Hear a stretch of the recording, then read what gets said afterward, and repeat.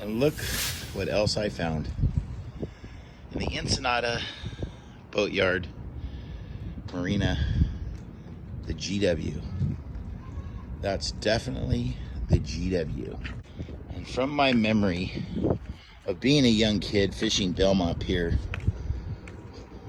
this was the vessel that I grew up on. Just check it out, boys. This is a relic. 1938 they built this fine craft. It's sunk twice. The old GW. Lots of barracuda and sandbass on that puppy. It's amazing what you find down here in Ensenada where the boats come to die.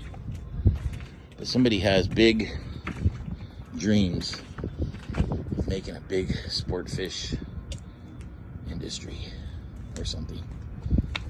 Okay, that's all.